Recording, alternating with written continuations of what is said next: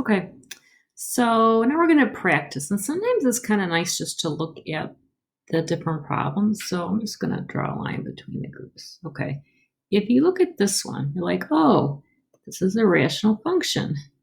And I'm looking at the limits at particular values of x. I'm not looking at the ends, because the limits as x approaches infinity for this one would be 1 in either direction. But we're looking with that new idea. What happens if you approach a particular value? So sometimes what you really want to do is, let's see if we factor this. So I think this is, what's the numerator? I think it's x minus 3, x plus 1. That gives me my minus 2. And in the denominator, you would get x, it gets plus 2, and x minus 3. And you're like, oh, that's why they picked 3, and that's why they picked negative 2, because at those values, you can't get an output for the function. That's really the key idea. What happens if you can't get an output? Is there some expectation of what the output is? And you're like, okay, well, these factors reduce out. So for most purposes, this function behaves like this more straightforward function.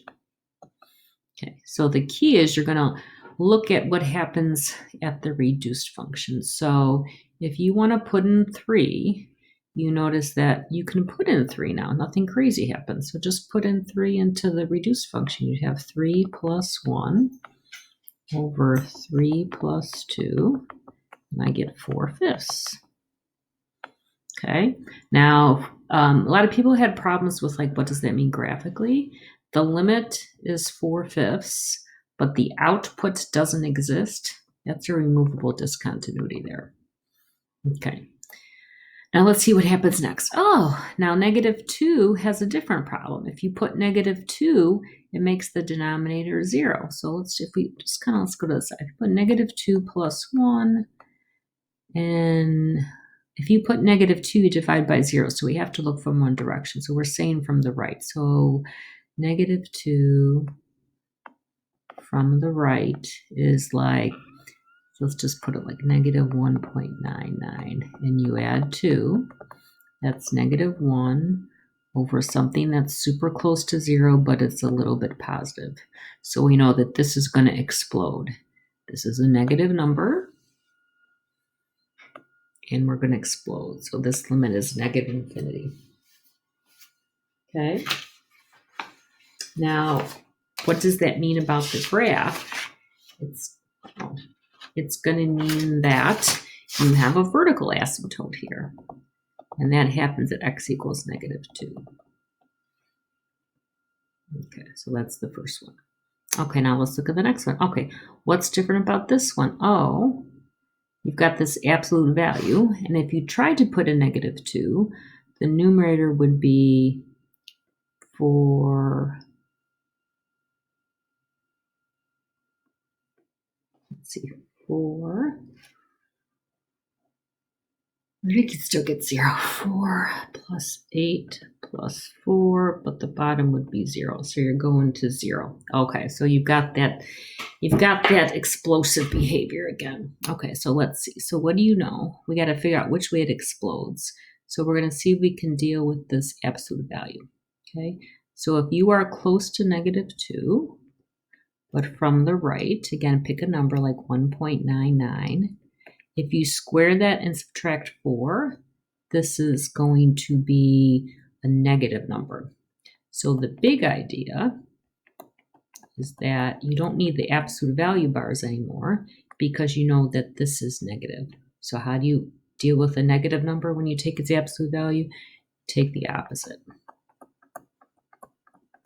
Okay, let's see. Can we factor the numerator? I think we can. I think that is x minus 2, x minus 2.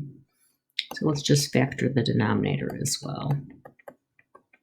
So we've got x minus 2, x minus 2, negative 1, x plus 2, x minus 2. These go away. Okay, so let's see. So now we're going to put in that -2 number. And the only time we have to deal with that little plus or minus notation is if we're close to 0. So in the numerator, if you plug in, so the idea is we're going to take -2 from the positive, and we're going to think about evaluating this function.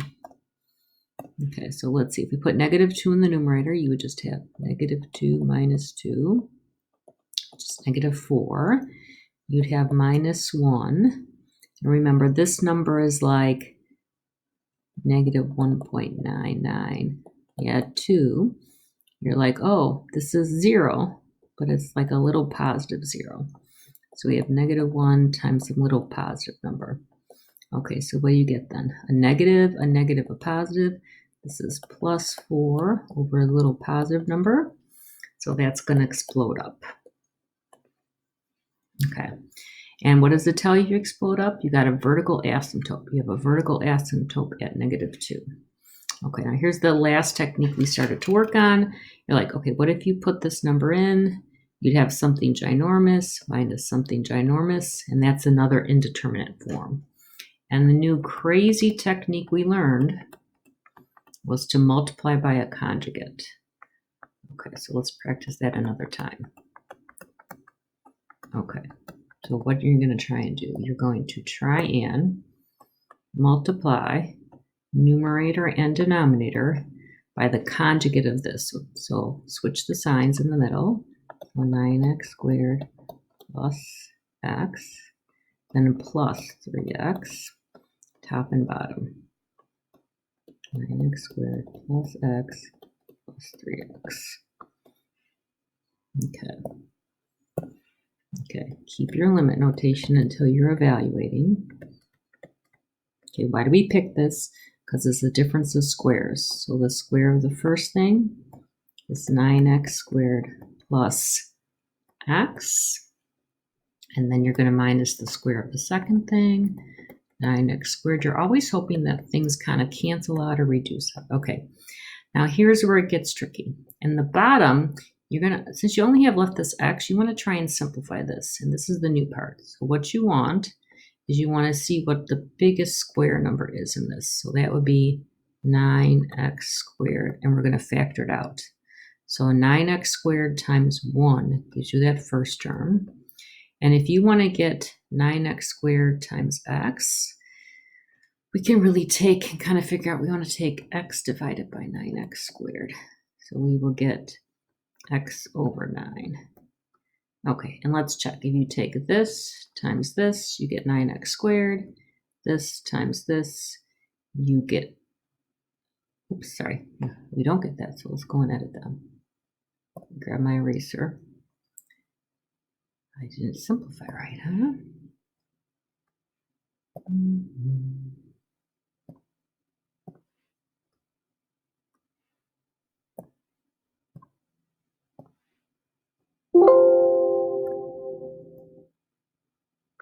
Okay, so you've got to do, that would be x over 9. And then you have plus 3x. Now when you simplify, you have x over, and now you can simplify this guy. The square root of that is 3x. Square root of, oh my god, I still have this. It's 9 over x. Sorry, guys.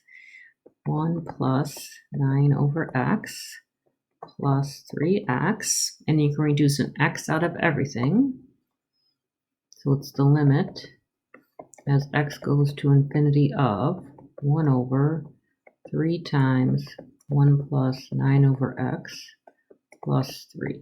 And now we can evaluate. That's 1 over 3 times, this is going to go to 0. X is infinity.